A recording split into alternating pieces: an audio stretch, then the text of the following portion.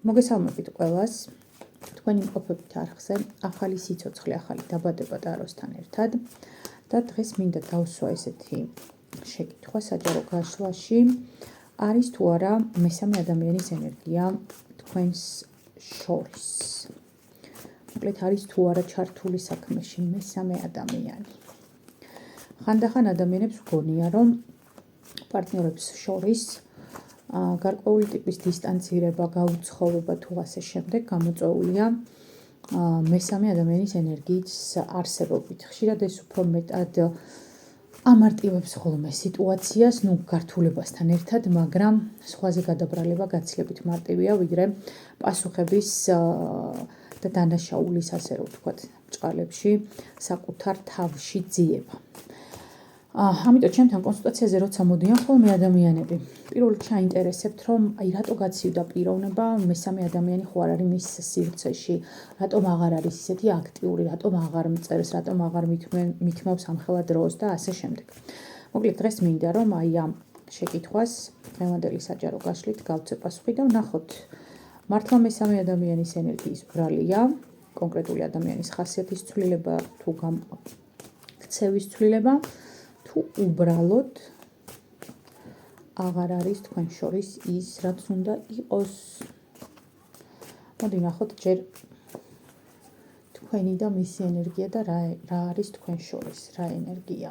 ვინ ხართ თქვენ დღეს? სიკვდილის არკანი დასტის ბოლოს. ვაუ. იმპერატორის ენერგიით გახასიათებთ თქვენ.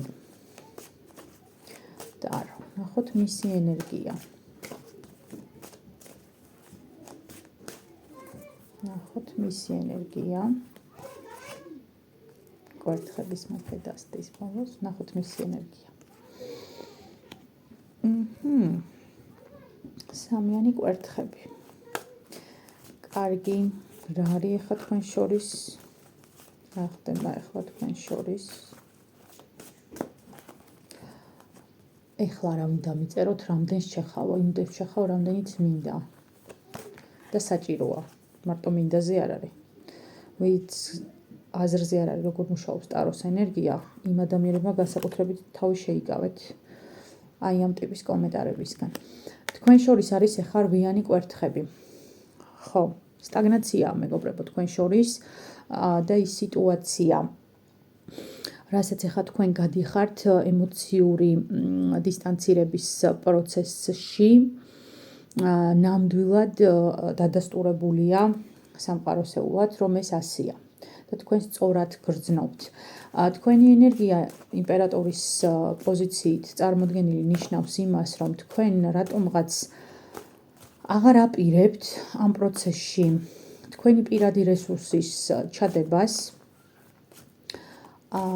და უბრალოდ რაღაცნაირად თქვენ იცით თქვენი ადგილი, თქვენ ფლობთ თქვენს ტახტს, სრული ამ სიტყვის მნიშვნელობით და თქვენ არ აპირებთ, რომ რაღაცნაირად გაეკიდოთ პროცესებს, ან დააჩქაროთ ეს პროცესები, ან ერთგვარად ზემოქმედება მოახდინოთ სხვადასხვა манипуლაციური გზებით. არა და რეალურად თქვენ ეს ძალიან კარგად გამოგდით და შეგიძლიათ.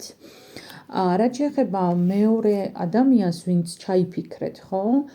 ეს ადამიანი დგას ზურგით თუ დააკვირდებით ამ არკანზე და უყურებს ახალ პერსპექტივებს, ახალ მომავალს, ახალ შესაძლებლობებს და ამავე დროს თუ გავითვალისწინებთ იმ გარემოებასაც, რომ სიტუაციურად ეს არის გაყინული პერიოდი, ანუ რვიანი კვერთხები ამ დასტაზე, შეიძლება ჩავთვალოთ, რომ ადამიანი ახალი შესაძლებლობებისთვის და ახალი ჰორიზონტებისთვის ემზადება. ნახოთ ახლა არის თუ არა მესამე ადამიანი თქვენ შორის და ეს მისი დაუშვათ ზურგშექცევა ან ემოციური სტაგნაცია მესამე ადამიანისგან გამოწვეული არის თუ არა. ნახოთ. მესამე ადამიანი არის თქვენ შორის. ორიანი კვერთხები, თასების მეფე და ხმლების ტურსი. აქ თუ რთულია თქვა, რომ მესამე ადამიანია.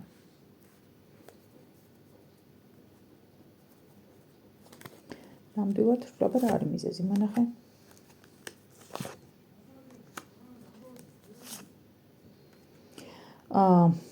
აქ არის ემოციური გადაღლა. აქ არის სიტუაცია, როდესაც სხვათა შორის ეს სიტუაცია ძირითადში ალბათ ეხება ოჯახს, სადაც აი რაღაც თანაცხოვრება მიმდინარეობს გარკვეული პერიოდის განმავლობაში და დაღლილია პროცესი გაჯერებული რუტინით.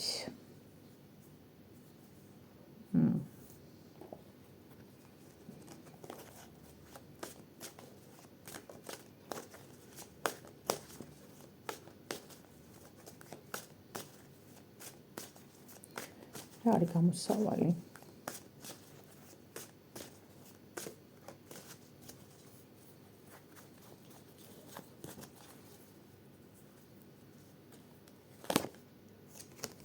არკანი ზომიერება, გამოსავალიო, გვეუბნება სამყარო, კვერთხების მეფე და არკანი იეროფანტი. კი, აქ ეს გაშლა შეეხება ისეთ წყვილებს ძირითადში, რომლებიც იმყოფებიან ოჯახურ სტრუქტურაში, ნამდვილად თანაცხოვრებაში არიან, ანუ ეს არ არის დაუშვათ რაღაც ან იმოკლედ ისეთ სიტუაციაში, სადაც თქვენი პარტნიორობა უკვე უთანაბრდება ოჯახს. იმიტომ რომ ეს არ არის რაღაც შეყვარებულობის პერიოდი. ეს არის სიტუაცია, როცა თქვენ ძალიან დიდი ხანია ადამიანს იცნობთ, ძალიან დიდი ხანია ამ ადამიანის ქცევის, ცვლილების, ხასიათის ცვლილების თუ ასე შემდეგ ასპექტებში ძალიან კარგად ხართ გარკვეული და ზუსტად აი ამიტომ გაგიჩნდათ ეს შეკითხვა და ალბათ ამიტომაც დასვით ენერგეტიკულად ეს კითხვა, რომ მესამე ადამიანის ფაქტორი ხომ არ არსებობს, ხო? აქ სამყარო რჩევის სახით გვეუბნება, გამოსავლის სახით გვეუბნება იმას, რომ აუცილებელია გააქტიურდეს მამრობითი სქესი. ანუ თუ ქალბატონები მიყურებთ და დაუშვათ თქვენი ენერგია იმპერატორის ენერგიით არის წარმოდგენილი და სამიანი კვერთხები არის მამაკაცის ენერგია, შეიძლება ეს მამაკაცი სრულად დაუშვათ გადართულია რაღაც საშოვარზე, ფინანსებზე და ასე შემდეგ, მაგრამ ეს ქალისთვის არის არასაკმარისი რესურსი, ასე რომ ვთქვათ, ხო? აქ პირდაპირ აჩვენებს სამყარო იმას, რომ რეალურად საჭიროა ბალანსის დაცვა და ზომიერების დაცვა, იმიტომ რომ ფინანსები კარგია, მაგრამ ამ ფინანსებს თუ აი საყვარელ ქალთან ერთად არ მოიხმართ, ხო? ძალიან მძიმე კრიზისული შედეგები შეიძლება დადგეს და ამას აჩვენებს ზუსტად. აი ისევ განმეორდა სიკვდილის არკანი, ამ ნაწილში არკანი ვარსკვლავი და ორიანი ხმლები. არკანი სამართლიანობა, ქორწინების არკანია აქ, პენტაკლების რაინდი და რვიანი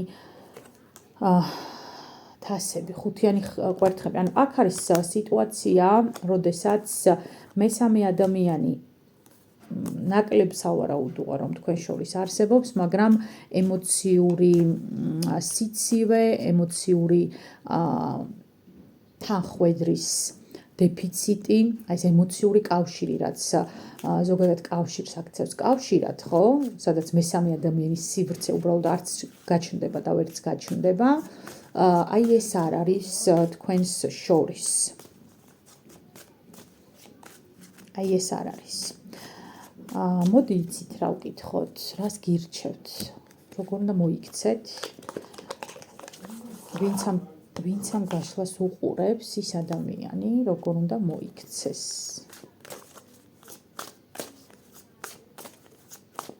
როგორ უნდა მოიქცეს ეს ადამიანი, ვინც ამ გაშლას უყურებს ასეთ სიტუაციაში.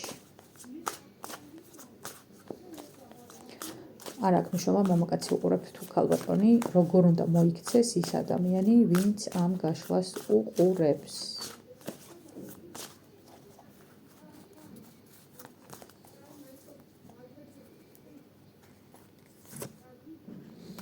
არკანი სამართლიანობა, არკანი ზომიერება და არკანი კვერთხების ტუზი. ვინც ამ გაშლას უყურებს, განმეორდა სამართლიანობის არკანიც, განმეორდა ზომიერების არკანიც და აგერ არის კვერთხების ტუზიც. ეს ნიშნავს იმას, რომ თქვენ აუცილებლად მიიღებთ ჯერ ესეთი ვიტყვი იმასაც, რომ თქვენ გაქვთ ძალიან დიდი სამყაროსეული მფარველობა. ვინც ამ გაშლას უყურებთ, აი უდიდესი სამყაროსეული მფარველობა გაქვთ, საოცრად განვითარებული ინტუიცია გაქვთ, ჩანს კიდეც აგერ ამ არკანზე ეს თქვენი ინტუიცია და აგერ ნახეთ აი როგორი ფრთიანი ანგელოზია ხო ზომიერების არკანზე გამოხატული. გარდა ამისა, თქვენ ძალიან კარგად იცით, როგორ უნდა დაიცვათ ბალანსი, ზუსტად იცით კარმის მიზეზშედეგობრივი მოქმედების პრინციპი, როგორ მუშაობს ეს ყველაფერი და აქედან გამომდინარე რჩევა, როგორ უნდა მოიქცეთ, თქვენ ძალიან კარგად იცით.